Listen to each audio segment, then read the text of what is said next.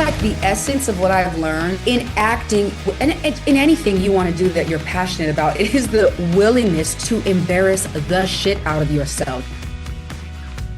Hello, everybody, and welcome back to Feeling Seen, the podcast that talks about the movies and the characters that make us feel seen. And my honored guest today is a radiant presence on screen, of which we have few equals to.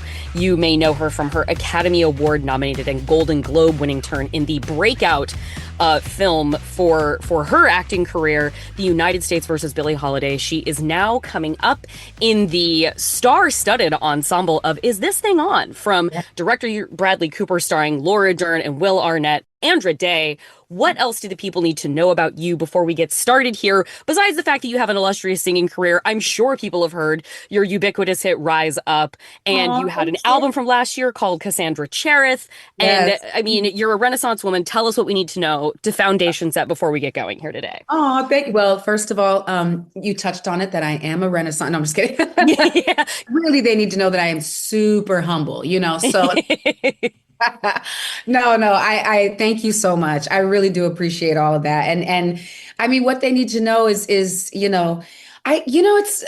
still all really new. You know what I mean? Mm-hmm. This whole process is still really new. So it is possible I think the movie spoke so deeply to what I feel in this moment in my life, is that it is at all times possible to rediscover yourself. And that's what I'm doing right now in ways in my life that creatively are amazing and that personally are amazing, and in ways that are really difficult. And that is kind of just, life is cyclical like that, right? So it's really exciting. I feel like the truth of the matter is I still feel I'm incredibly new. I feel like to movies, especially my counterparts are legends in this. Oh my God, yeah. And so it was really amazing to be on set. Like I am a perpetual student. I think maybe that is what I am, a person of faith, which means you kind of have to say yes to things that scare you all the time. And I am a perpetual student. And this was just another classroom for me. And it was really incredible to work with these people and rediscovering myself in music and all, they're all classrooms. I'm all learning. I'm learning more about myself, my environment, people, the world, my spirit. And it's all this really exciting lesson and journey. I do have the smallest detail I have to ask about of Is This Thing On is, was there singing originally in the script? Or when you were cast in this, was it like, why would we put Andra Day in our film and not somehow have an instance of her singing? Because when you start, there's a like, it's friends away. They have rented a house together, and there's just this beautiful, very still sequence of people just setting a breakfast table, and you begin to sing, and it felt so much like old friends spending time with each other in a sort of like stolen weekend apart from like the responsibilities of their lives. And I needed to know what like the sort of personal imprint you brought with the musical aspect in this moment. I mean, you know what? So it's funny because I think that, first of all, that's Bradley. Like, let me tell you something. Okay. I'm convinced we all have ADHD. And so it's, every thought is right there at the forefront at all times, and you have to pursue it. You have to chase it. You have to mow it down. So, but it's funny that you say that, because it's funny. We were doing an interview, I think in New York, when we were doing some press too. He's like, also, I had Andra there, and of course I wanted her to sing. I was like, I knew it. No. But I was so happy to do it. I'm telling you, it was as random. Apparently he had the conversation with Will the day before.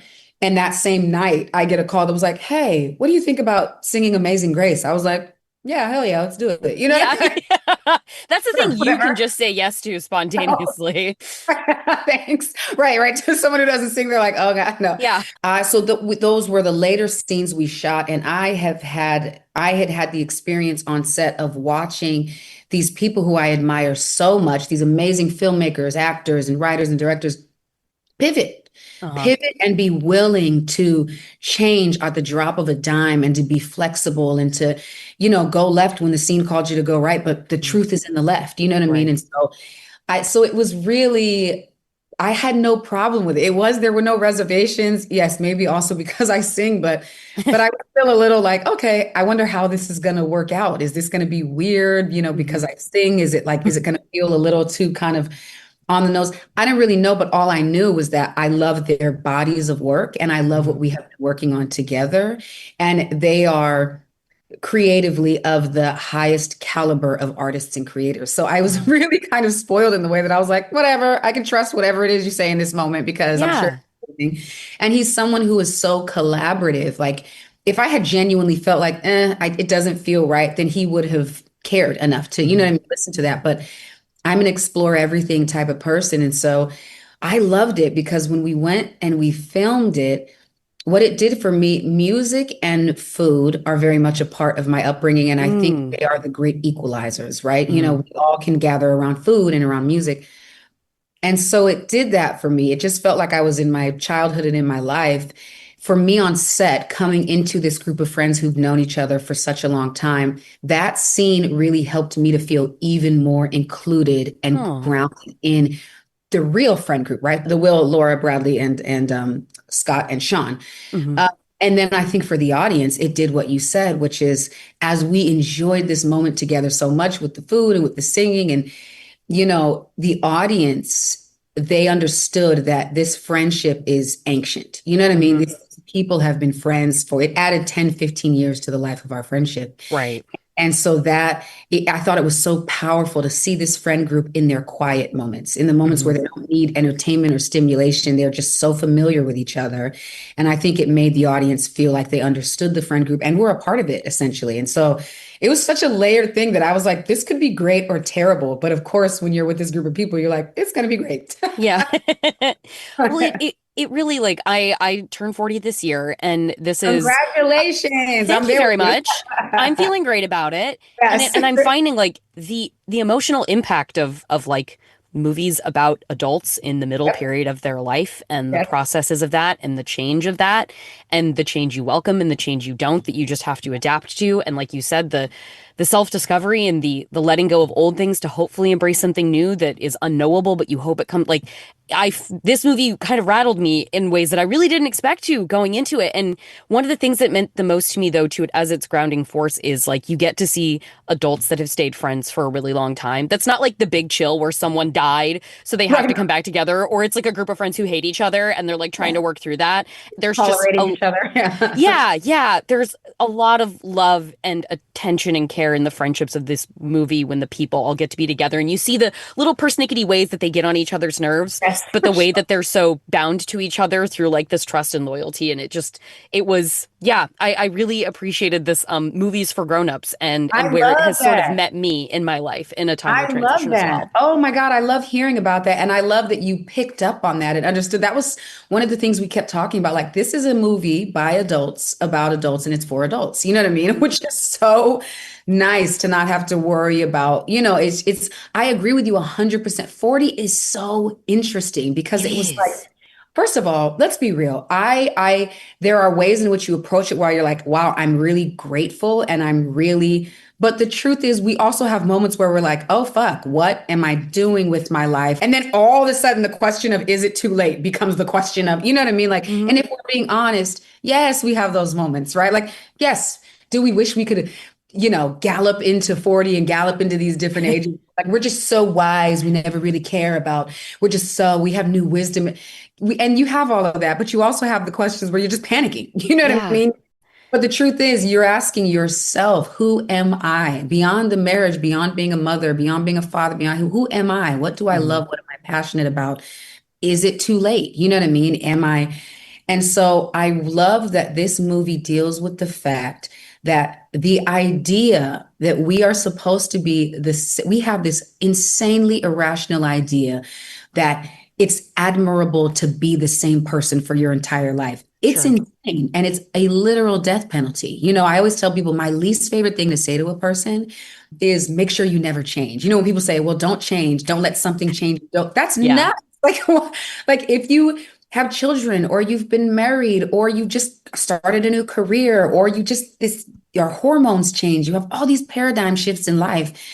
So why would we think those things aren't actually designed to change us? And I think the Mhm. movie speaks to this idea that we need to have more grace in allowing people these cycles of rediscovery. And they're Mhm. scary because you might lose people, but you will always find yourself if you're being honest and authentic. And in the case of this movie, you might find your way back to that person in a more truthful way that actually brings you closer together. So I love the theme of like transformation and allowing people to transform, you know? Mhm. Well, I want to hear about your connection to the movie that you have brought to this, particularly as I've read older interviews about obviously talking about playing the role of Billie Holiday in United States versus Billie Holiday, and you talking in this conversation about like still feeling new to this, and Yeah, for then sure. presenting as a film you have a closeness to of Carmen Jones and Oh, what that yay. movie meant to Dorothy Dandridge and her career, and that as a launch point for her, and that as a something that sort of like shoved her into the stratosphere in this relationship with Otto Preminger and the imposter syndrome feeling she had around that. Like I felt a lot of parallels in reading the old conversations with you and interviews, and I wanted to hear about your initial connection point with Carmen Jones. Oh, wow. First of all, I love that. Signs never lie, Joe. Just don't pay him no mind, Carmen. A gal like you. Why, there's nothing you couldn't get if you aim for it. How you figure that? Let's look at you. Got a lot more than other gals. Lot more of what? Every time I watch that movie, and it's funny because it's when they brought it up to me the other day, I was like, ooh, like I want to go back because I hadn't seen it in a minute. Mm, But my God, I used to watch it all the time. And it meant something different every age that I watched it mm, at. You know what I hmm. mean? When I was actually trying to think, I was like, God, when was the first time I seen this movie? And then I started cracking up laughing because I went to a performing arts school in Southeast San Diego when I was young. And Hmm. it was this interesting school because you were in the same exact school. So there was no separate high school. There was no separate, it was from elementary school. So from like the fourth grade up until senior year. And so it was just Wow. the idea that you were young and you got to be with all of these older creatives, whether it was in music or for our show, our school, the focus was Broadway musical theater, you know. Hmm. But they did, you know, film and TV as well. So it was like this idea that you just got to collaborate with people of all age groups and all levels of sort of wisdom at that age. So it was really a blessing. And when I thought back, I laughed to myself because it was such a progressive school. Like I literally love my musical theater instructor. I still talk about Bill Doyle and Mrs. McKinney, our choir teacher, and Donald Robinson, who was our dance instructor. Hmm. But he was like, I tell people all the time, it makes me laugh because I was first introduced to Billie Holiday this way as well through this Okay. instructor. His name was Bill Doyle, and he was my musical theater instructor. And it was funny because I mean, I remember we were so young and we were in school and we did this play called The Quilt, right? Which Hmm. dealt with like the very first AIDS epidemic in the queer community and how Hmm. it was branded in this very sort of like terroristic way toward the community. You know, Yeah. that's GRID, 100% gay-related immune deficiency. what do they call it? Gay cancer at the Yep. time. You Gay cancer. so like, so the fact that we are this age, we're like 13, 14, 15, doing this play that was so beautiful. Wow. And no, they really that yeah. And then the next show I did, I was playing Gypsy Rose Lee. So I was basically a vintage stripper, like, you know what I mean? Like dealing with Canby like High School would never. yeah, Canby yeah. High School would never. 100%. Oh no. Yeah. My friends were like, oh, my teachers would never. I said, listen, they didn't play at that school. Like people were like, is this too heavy for the kids? They're like, nah, they got it. They can All handle it. right.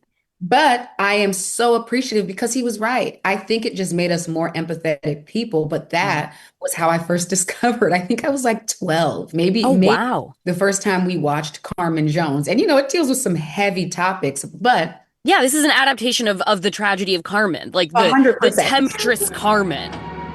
What do you say we drive to a little place I know on the edge of town? I show you more fun than you ever had.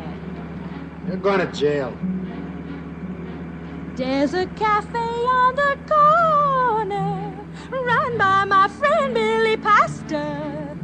A spot where a man takes a lady when he wants to move faster. Guess I'll go and say hello to Pastor. So I love that you say that because again, I was blessed to have an instructor. Again, I'm learning at it in a newer time, right? As opposed to then, because you know, the movie sort of almost portrays that it's like she deserved it and she had it coming because Of this is the course. 50s we're talking about, right? Yeah. But I happen to have a really in compassionate and intuitive instructor that helped us to understand, like, the truth is she's really being penalized for being a free woman, right? Which, so the layers to that. So that was my first encounter with the movie. I think I was like 12 or 13 in musical theater. Hmm. And the reason the movie resonated with me, and I know one of the questions was like, what made me feel seen? Yeah. And when I really thought it's one of my favorite movies ever made, because to me, it wasn't temptress, whether she's Right. a villain, I didn't care about any of that. All I was like, oh my God, her energy, her aura, like when she walks in the room, she commands, her presence commands, attention. It commands people to stand up. Hmm. Like, she was just a woman living her life on her own terms, and she was unapologetic. And so for me, and the reason I say the movie grew with me is because when I was that young, all I saw was that. I was like, she's Yeah. beautiful, she's sexy, she's fiery, that's what I want. When I walk into a room, that's what I want it to feel like. The Right. music changes when she walks into the hall and everyone's just Hmm. like, I didn't see people being like, oh, she's a harlot. All I saw was like, they're all looking at her and she's the one. She's the bomb, like, so I was like, that's what I want. I want that power and that energy. I don't waste no time. Dig me, baby? You're wasting your time right now, Sergeant. The wind's blowing me in another direction. Ain't no use arguing with the wind. Hey, how about going out with me tonight instead of playing the field? Yeah, Carmen, pick out one. That'll release the rest of them. I won't pick out a man, and he won't pick out me. It don't go that way. You can't ever know where your crazy heart wants to go. To see a powerful Black woman at this time, right? At a time I never really even saw, because rockabilly culture was big, for instance, like the replication, right, of the 50s and 40s in San Diego, but I never really saw people who looked like me dressing like that, which is why I think I gravitated toward it. So to see her doing that was like, whoa, you know what I mean? It was almost like I was watching, it was like a secret, like she just says anything that comes to mind. In the beginning scene when she says to the woman, she was like, you make noises that I don't like. Hi, Carmen. Hi. Well, get a load of this hip-swinging floozy rolling around to work in time for lunch. Prune puss, you make sounds I don't like. I'm telling the foreman unit's late again. You do that, now scratch out the one good eye you got left. It's incredible to have felt that sensation of growing up when you did, presumably like Gen X millennial, like halo of time. Like this movie was made in 1954. Yes, so like absolutely. to watch it then, even as a young person growing up in a progressive environment where your teachers are encouraging, like you're making this play, the plays that you're in, you're being encouraged to listen to Billie Holiday and watch a film like Carmen Jones, and yet still to watch it feels like a stolen moment where you're like, absolutely. this is something taboo. Yes, no, even when I'm in the class and we're watching it together, that's exactly what it felt like. It just felt like, oh my God, I'm peering into this woman who's breaking all the rules. She's doing she just, I loved it. It sounds so silly, but that she had her own apartment and she was just a woman who was of her way and she lived her life on her terms. She was unapologetic. And that's what mattered the most to me when I was young. And then, like I say, when it's layered, when I watch it again as I got older and really understanding, I had an idea of it then because, again, our school was very specific about making sure we were aware of those things. And then I understood as I got older and I watched it again. You know what I mean? I'm understanding the context within which Dorothy Dandridge and Carmen Jones would have been living in.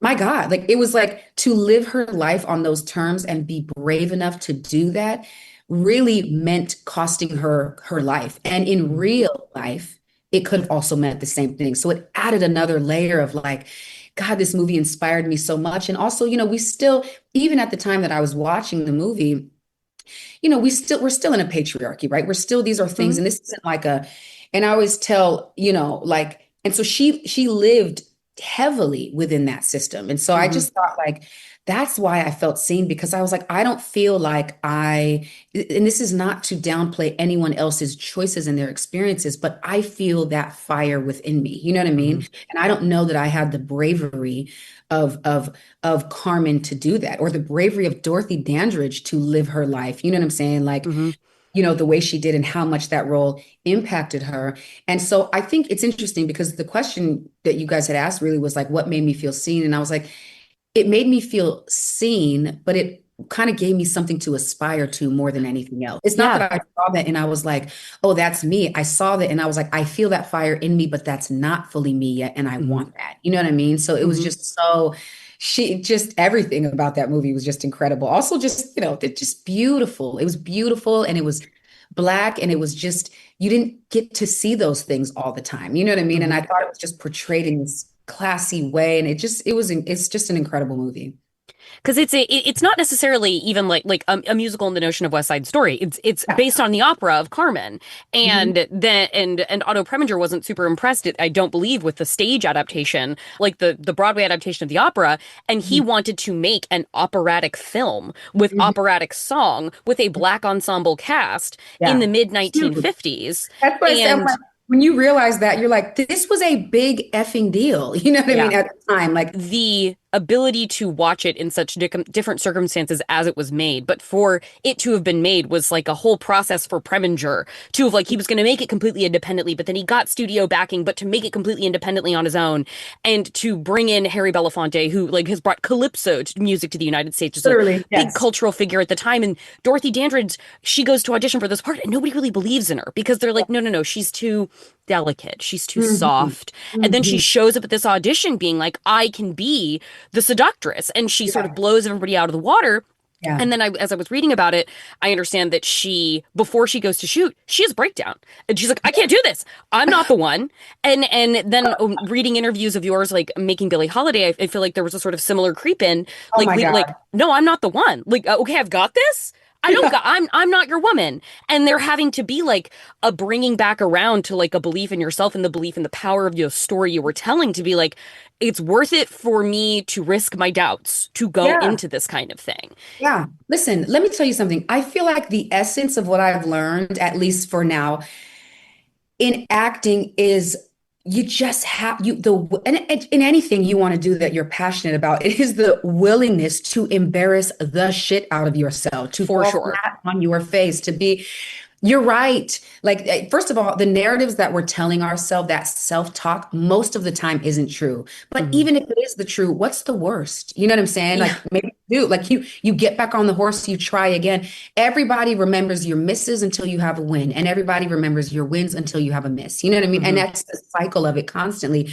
But no, her feeling, and I didn't even have the energy that she had, which is like, I can be the seductress. And then like, never did I have that moment. I was like, it's not me. Let's stop being ridiculous. Call me when you want an end title song for the movie. That was it. You know, I literally felt like I was going. I will honor Lady Day's legacy in this way, and I will see you at the end of the road. It's going to be so amazing, actually. Like, you know what I mean? And I just felt like I was literally just bamboozling Lee by even having the first meeting with him. I was like, man, it's fine. I really want to meet this guy. He's a legend anyway. I love his work, and I'll convince him to do the end title song, and then we'll never see each other or do this again. So when he connected me with Tasha Smith, my acting coach, to start preparing for the movie, I was like, what the fuck am I doing? Like, crazy.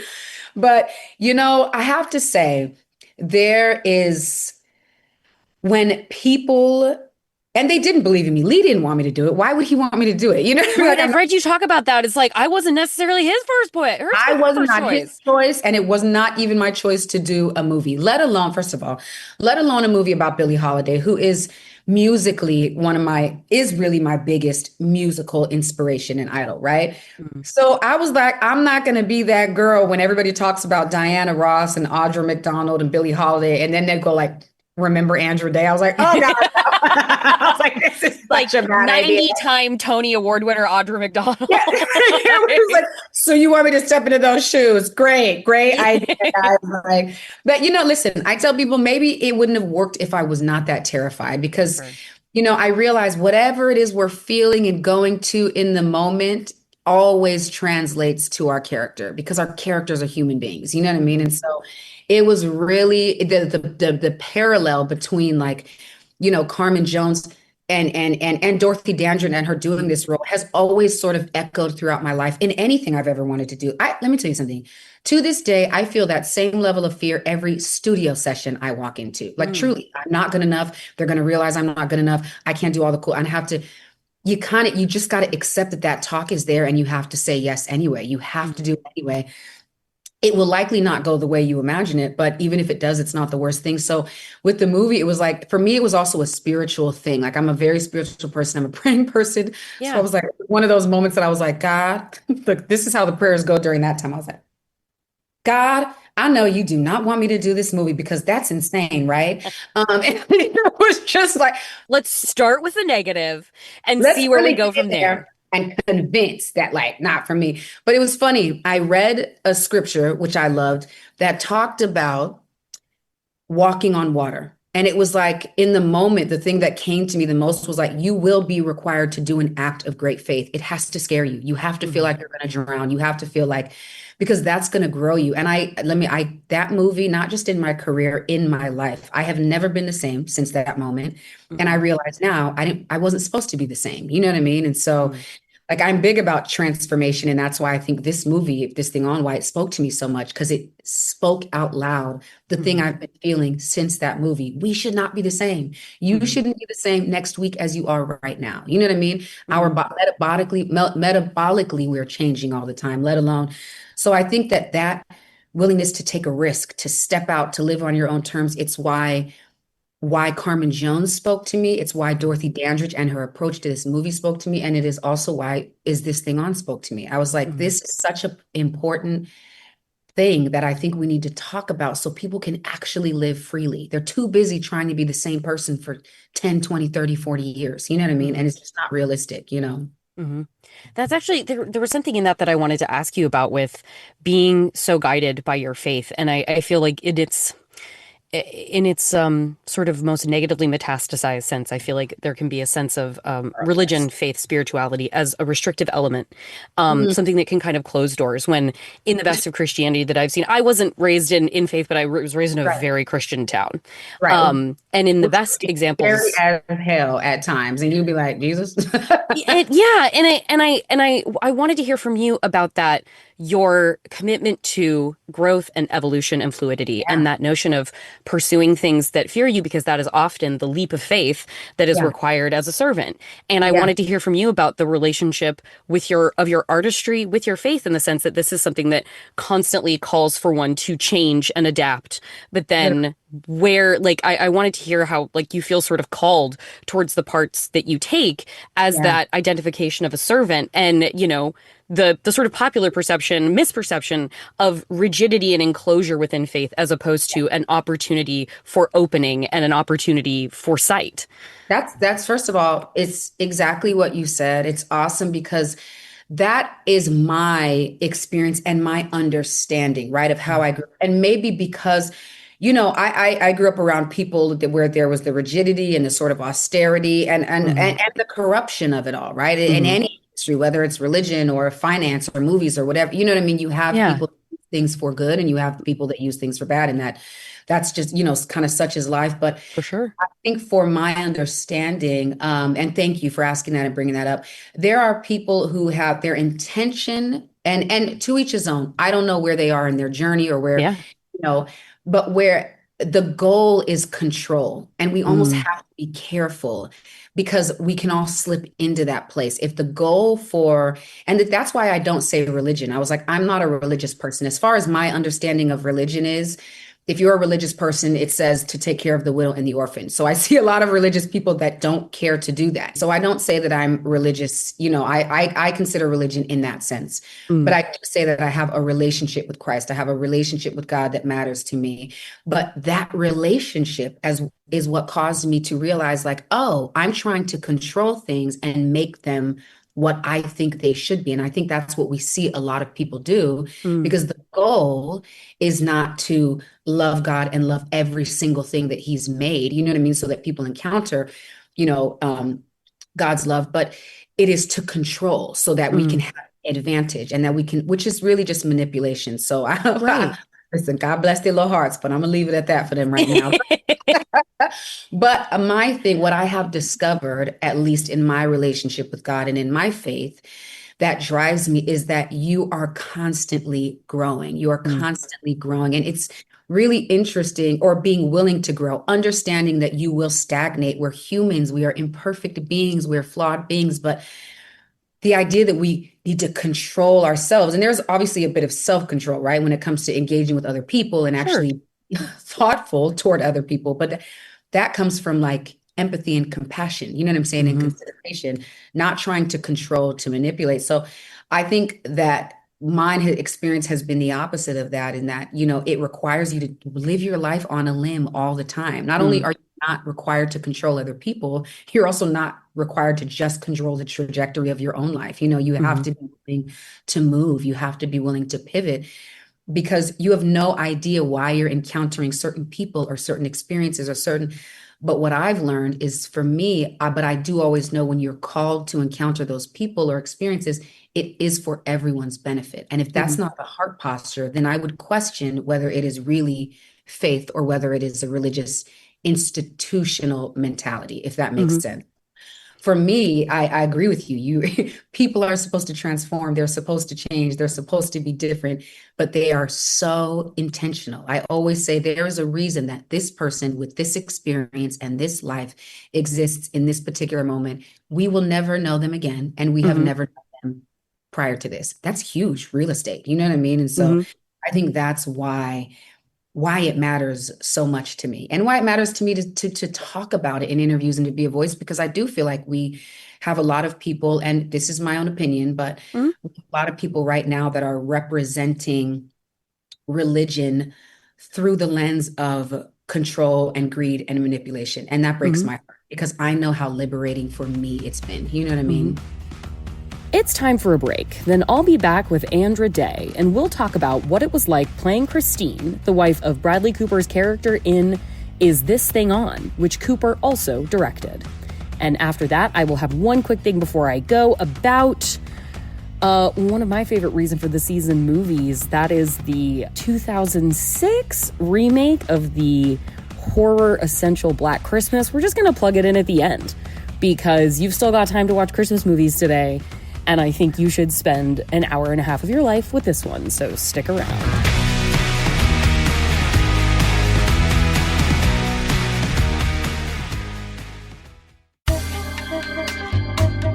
If you like too many podcasts, you'll love Soundheap with John Luke Roberts. It's got clips from all your favourite podcasts, such as Diary of a Tiny CEO. Leonard Sprague, tell me how you make your money. I go to the beach and I steal people's towels. Remember Armour. Do you remember the trend of everyone whacking themselves on the head with hammers and mallets when they wanted to lose weight? And Elty John's Lobberly Songs. I'm here today with Kiki D. Hello, Kiki D. Hello, Elton. There's dozens of episodes to catch up on, and brand new episodes going out right now. So if you want far, far, far too many podcasts, then look for Soundheap on Maximum Fun. Boop boop. All right, we're over 70 episodes into our show. Let's learn everything. So let's do a quick progress check. Have we learnt about quantum physics? Yes, episode 59.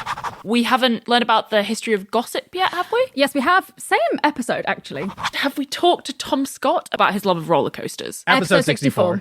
So how close are we to learning everything? Bad news. We still haven't learned everything yet. We're ruined!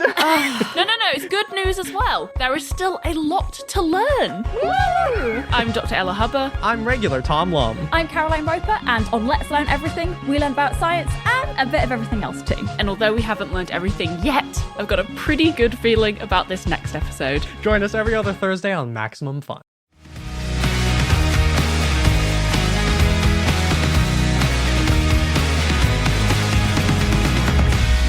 Connection that you felt reading the Is This Thing On script with each person within the friend group, even though we focus on the marriage of Will Arnett and Laura Dern's character, each of the marriages that are in this movie, even his parents' marriage, like we sort of understand, we get peeks at how that has traveled up and down over the years. And obviously your care with Bradley Cooper's character and like the place where you guys are at in your relationship, what was it about it where you are now that had you reading the script and being like, this is a set of confrontations and a set of changes and challenges that I recognize? Wow. Well, first of all, I don't know how the hell Christine and Balls ended up together. No, I'm just kidding. Yeah, at least a webisode about that origin story feels very rich with entertainment Yeah, possibilities. that alone, I'm just like, okay, it's so funny. It was This so might be my favorite Bradley Cooper performance. Side note, him entering doing slapstick comedy. I was like, more of this. You just realize you're like, you know what? The man's actually a genius. How are you this fucking good at every single thing you approach? You know what I mean? I actually think being this good at things is like probably some type of personality disorder. But no. I mean, it's just, I really learned from him that this is a man, at least at this point in his career, he really only selects things that he really cares about, at least from my experience with him and what I've learned. And he selects people whose work he truly admires. And that was a huge, when we were doing the prior two movies, he was such a supporter of Billy and such a supporter of Deliverance.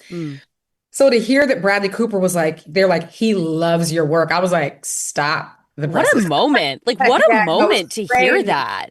So to hear him say that and to support me, especially during, the Globes run, the Oscar run, and I just love your work. You're incredible. What you're doing, talking to me. And then for him to really put the work behind what he was saying and to call me to say, I've been trying to find something for us to do together.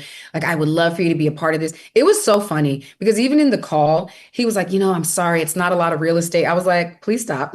I don't care. I was like, I want to be a part of whatever you're doing because it's brilliant. But anyway, so it was so amazing seeing him step into this role of Balls, who's like, like he said, he's a classic character. He's a fool. He's the unwitting fool, right? But he's actually like savant with all the wisdom. Like it's so, and I think those are elements of his character that Christine loves, actually. Like they are the elements that she loves and that also annoy the shit out of her 20 years into their marriage. You know what I'm saying? And so all of the things we love about people when you're married to them for 20 years are the things that you're just like, I'm pissed and it annoys me, but it's, so I think we find them at this crossroads. And I think that's what I love at this point in my life. And I was saying this actually to Laura.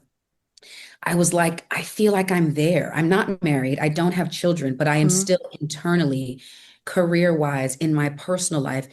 There's so many things changing and I'm reflecting in ways that are really amazing. And then I'm reflecting in ways where I'm really disappointed. And and there's excitement and there's gratitude and there's frustration. And so it was almost like I could use this movie as a way to sort of process this. Like I said, I just turned 40. So I'm like, I could use this movie as a way to sort of process my own crossroads, which I'm still doing. You know what I mean? And I'm processing it even more, having these conversations and doing press. It's like I get to look at it from another lens. So that for me was like, it was very timely and it was something I think I really needed at the time. Actually, just for my own selfish reasons, I would love to ask you your perspective on that notion of, because this very most recent Saturday, I had a complete spiral and couldn't leave the house for something I was supposed to do. Yay for spiral.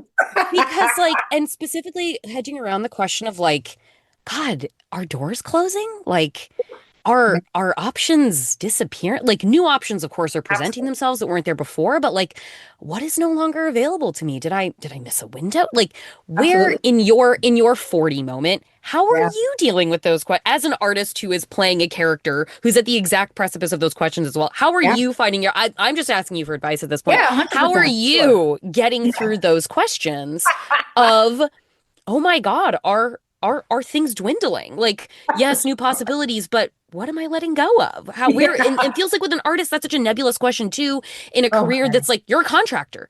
Like, you don't know when the next job's coming. You're auditioning for things. Like, it should be insane how often we're technically unemployed, guys. It's God. You know what I mean? You're just like the people are like, wow, you get to do what you love. I'm like, yeah, but you technically spend most of your time without a job. You know what I mean? Yeah. Until the next one happens. But it's really interesting. So first of all, yes, thank you so much. There are two things that happen in this moment. It's terrifying for me. So first, what I will say, the way I cope is trying to be more honest with myself and with people around me. You know what I'm saying? And trying to be, I think I am I won't say recovering people pleaser because I still can be a lot of a people pleaser, but I tell you, I tell people, I was similar. I'm not fully, but like yes, I am. I'm not, yes, but I yes, I also am. am. Yes. And you know what's funny? I tell people, I was like, our parents told us this all growing up, but we just thought they were jealous of us because they were old and we were young.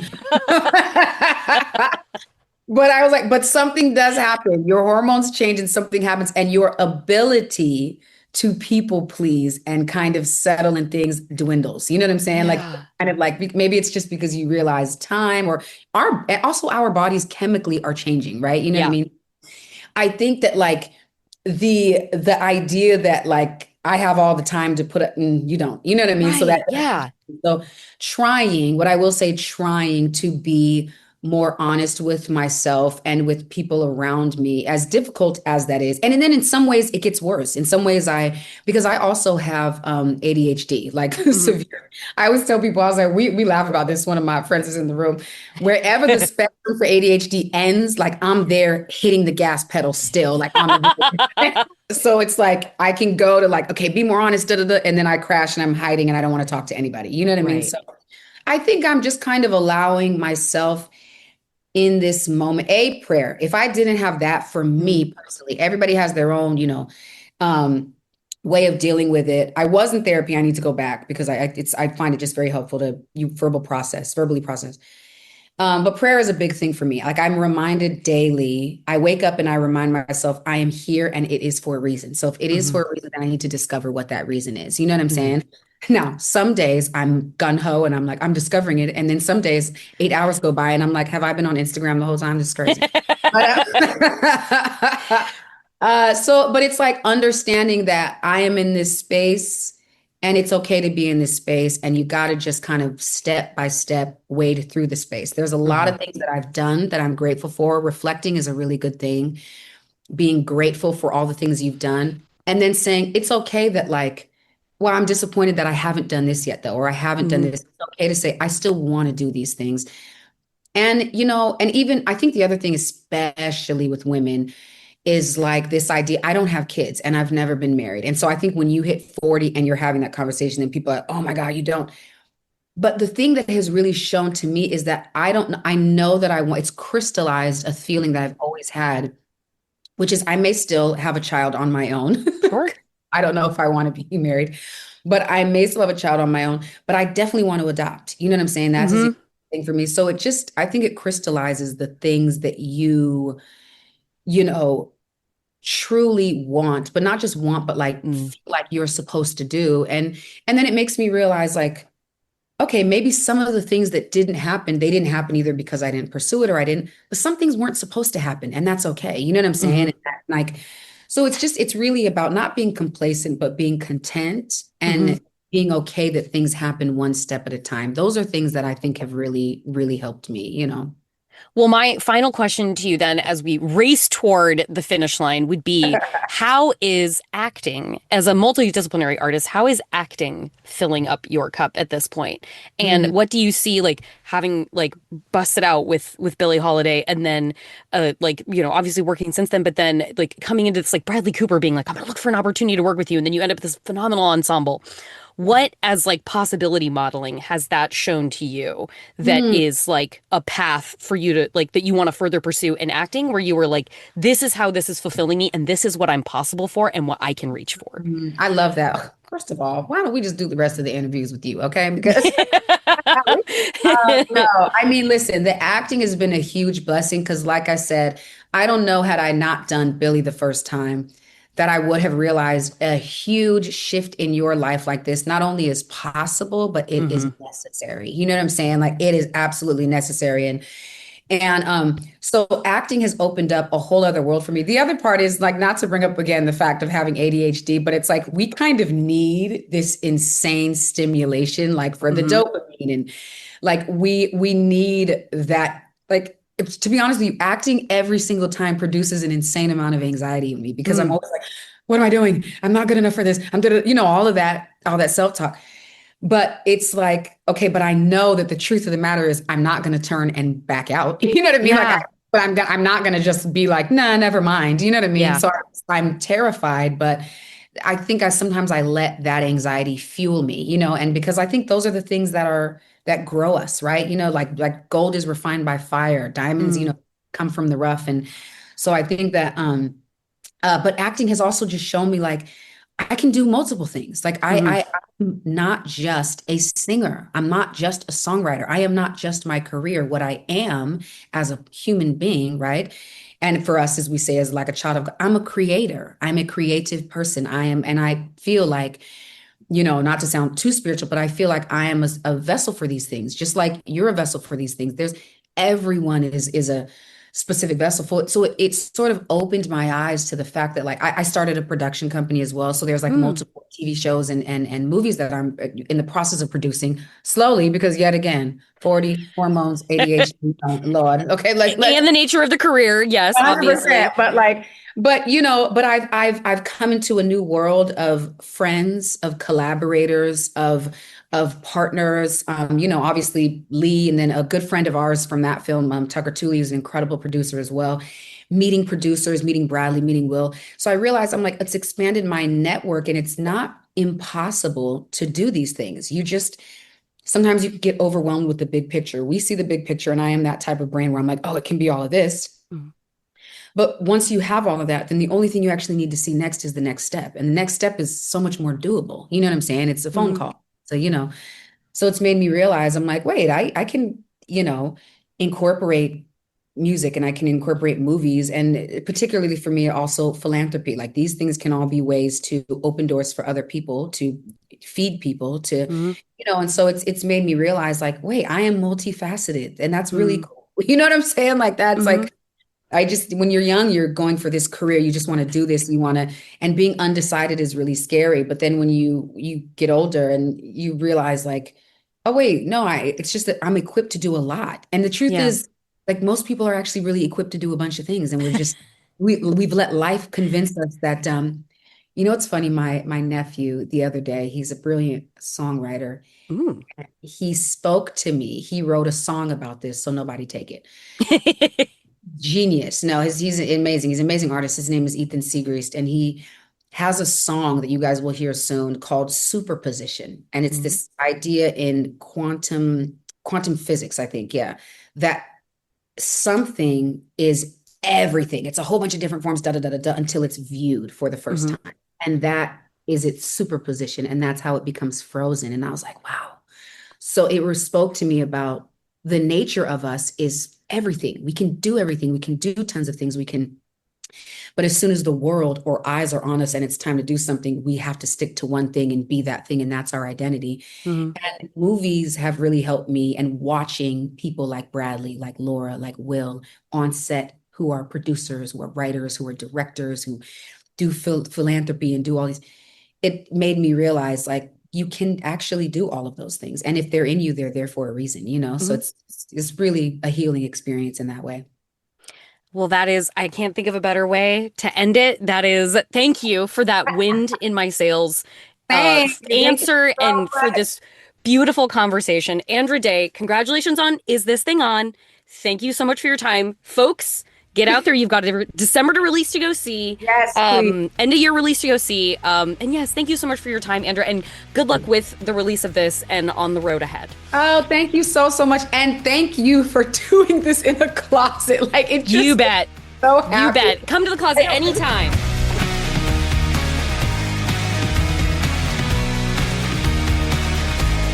Thank you again to Andra Day. Is This Thing On? Is now in theaters. And guys, I knew, Bradley Cooper, writer-director, Laura Dern, Andra Day, Bradley Cooper himself in the movie, Will Arnett. It's going to be good. It's going to be a good movie. But I was not expecting how moved I would be by, especially it's tough to make me really dig into a movie about like a kind of bummer guy. That's just a bias that I have. I'm not saying that's everyone. I'm saying that's just me. But this was really quite excellent, and I hope you guys get out and see it. It's one of those great movies for grown-ups that we don't get enough of anymore in theaters. So go check it out. And once again, thank you, Andra Day, for that beautiful and wonderful conversation. And now that one quick thing before I go, you have still got some hours left to throw on a Christmas movie. And maybe you're a family that wants to watch like something funny, like A Christmas Vacation, or maybe you're going like kids in the house and you're going to go with the surreal nightmare of Jim Carrey's live action How the Grinch Stole Christmas. There's a bunch of like canonical titles, obviously, you could put on with the fam. But I'm going to go with, if you're celebrating with some people who have a bit of edge about them, you cannot go wrong with, obviously, the 1974 Black Christmas. It's a classic. But you cannot go wrong either with the 2006 remake of Black Christmas, with one of the great young cast ensembles of all time.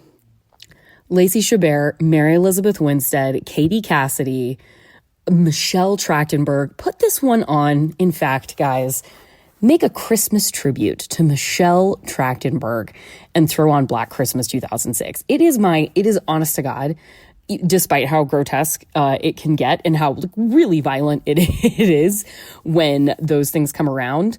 It is my favorite looking Christmas movie. It's my favorite Christmas looking Christmas movie, I think, ever. The colors, the lights, the way it's shot. This is such a jewel of the 2000s era, and it is true. It's Christmas down to its bones. And you're going to see Andrea Martin in here.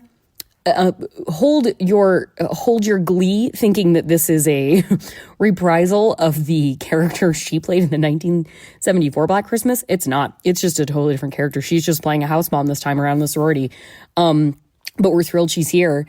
And never before has a character been featured more like they are a legacy, like cameo being brought into a present day adaptation than Kristen Cloak is in this movie. I couldn't tell you another thing Kristen Cloak has been in, but she is giving a fantastic performance in this movie. And I think she should have been a much bigger star because she is an absolute perfect, square-jawed, top button to the top rich bitch. And it really is so much fun. Moves fast. I think the cut that most regularly circulates around is like maybe just under 90 minutes. Perfect. Get in, get scared, get grossed out, and check out And Merry Christmas. And Merry Christmas and Happy Holidays to everyone. And that is our show. You can keep up with us wherever you get your podcasts. We would absolutely be thrilled if you could tell a friend about Feeling Seen, share a link to the show. You're on group chats, drop us in a bunch of them. And we think you and everyone you know would be into it because it's a good show. And we want more people to know about the good work we are doing over here. So follow us wherever you are listening to get every new episode in your feed as it drops. And you can follow us, like, literally on social media to find out more. Like, Feeling Seen Pod is where we are on Instagram. We are also on Blue Sky, where you can search Feeling Seen, or you can search for me at Jorcru, Jorcru, which remains my handle on Twitter as well. Our theme music is by Andrew Epen. Our producer is Marissa Flaxbart. Our senior producers are Kevin Ferguson and Laura Swisher, and this is a production of Maximum Fun.